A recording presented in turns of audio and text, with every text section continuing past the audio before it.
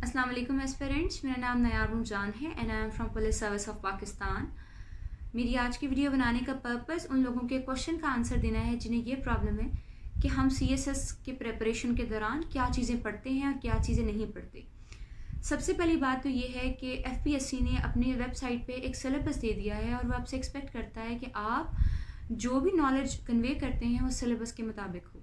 यह ज़रूर होता है कि पेपर में अनसीन क्वेश्चंस होते हैं, लेकिन वो कहीं ना कहीं सिलेबस के किसी न किसी टॉपिक को टच ज़रूर करते हैं।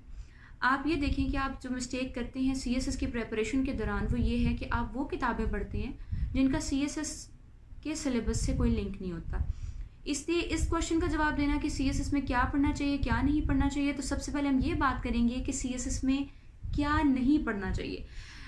नॉवेल्स पढ़ने की कोई ज़रूरत नहीं है जब हम CSS की प्रिपरेशन करते हैं, क्योंकि उसका FPSC के सिलेबस से कोई ताल्लुक नहीं है। अगर मैं 40 रूल्स ऑफ लव पढ़ूँ तो ये मेरे लिए लेजर टाइम की एक्टिविटी तो ज़रूर होगी, लेकिन उसका FPSC के सिलेबस से कोई ताल्लुक नहीं होगा।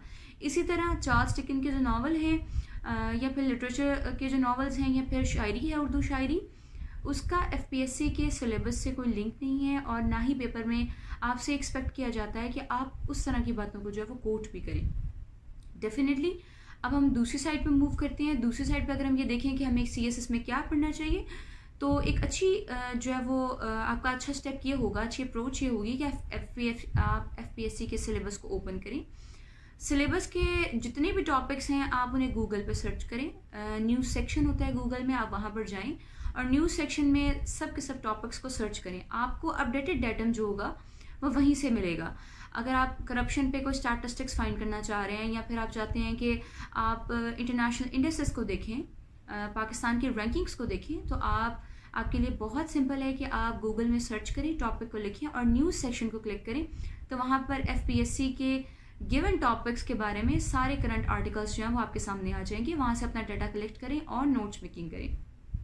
फिर ये कहना कि अगर मैं ये किताब पढ़ूँगा या फिर दूसरी किताब पढ़ूँगा, जैसे कि पाकिस्तान हार्ट कंट्री, तो ये किताबें आपको हेल्प तो कर सकती हैं CSS में, लेकिन अगर पर्टिकुलरली आप एक टॉपिक को पहले तैयार कर लें, जैसे कि इंटरनेशनल रिलेशंस के टॉपिक हैं, पाकिस्तान अफेयर्स के टॉपिक हैं, अफगानिस्तान है, पाक रशिया रिलेशंस है, पाक इंडिया रिलेशंस है, इन रिलेशंस को अगर आप पहले तैयार कर लें, इसके बाद अपनी नॉलेज को इन्हांस करने के लिए उसे किताबों से वेरीफाई करें या किताबों के रेफरेंसेस ऐड करें, तो that would be a very good step.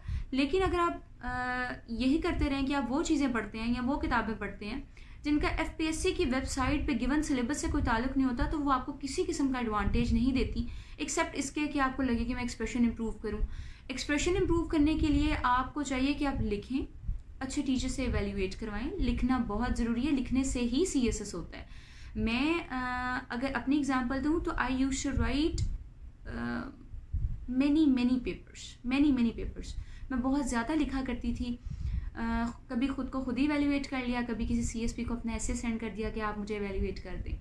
तो ये ज़रूर होता है कि आप एवेल्यूएशन करवाएं। अगर आपको लगता है कि आपको खुद पता है कि क्या पढ़ना है क्या नहीं पढ़ना, वेल एंड गुड। अगर आपको नहीं पता कि क्या पढ़ते हैं क्या नहीं पढ़ते, तो जो मेरा अपकमिंग सेमिनार होगा मैं उसमें भी डिटेल से एक्सप्लेन करूँगी कि हमें कौन कौन सी बुक्स पढ़नी चाहिए और कौन सी बुक्स नहीं पढ़नी चाहिए।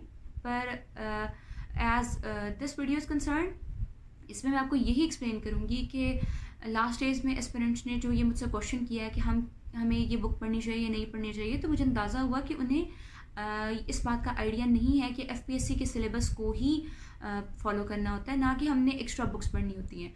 जो स्टोरी बुक्स होती हैं, जो कि फिक्शन हैं या फिर साइंस बुक्स हैं, जिनका FPSC के सिलेबस से कोई लिंक नहीं है, उन्हें पढ़ने का कोई फ़ायदा नहीं है। हाँ, अगर जनरल साइंस एंड एबिलिटी के लिए आप YouTube की वीडियोस देखें, आप स्पेसिफिकली उस टॉपिक को सर्च करके उसकी डिटेल्स देखें, डायग्राम बनाना सीखें, तो ये बहुत अच्छी बात है। लेकिन बेवजह किताबों को पढ़ते जाना आपके टाइम का भी ज़िया है और इससे आप रिविज़न भी नहीं कर पाते। एक्चुअली सबसे अच्छी बात ये है, ये सबसे अच्छा जो आपका अमल होना चाहिए वो ये होना चाहिए कि आप सिलेबस को अपने सामने रखें और सिलेबस को सामने रखकर फिर हर टॉपिक को सर्च करके उसके प्रॉपर नोट्स बनाएं। इससे ना आपका टाइम वेस्ट होगा और ना ही आपको कोई भी प्रॉब्लम पेश आएगी जब आप पेपर में बैठेंगे। आई होप कि अब आप वो चीज़ें पढ़ना छोड़ देंगे, वो किताबें पढ़ना छोड़ देंगे और वो टॉपिक्स भी पढ़ना छोड़ देंगे जिनका CSS से कोई ताल्लुक नहीं है। If you are preparing for CSS और आप ख़ास तौर पे 2022 या 2023 में अपेयर होने वाले हैं।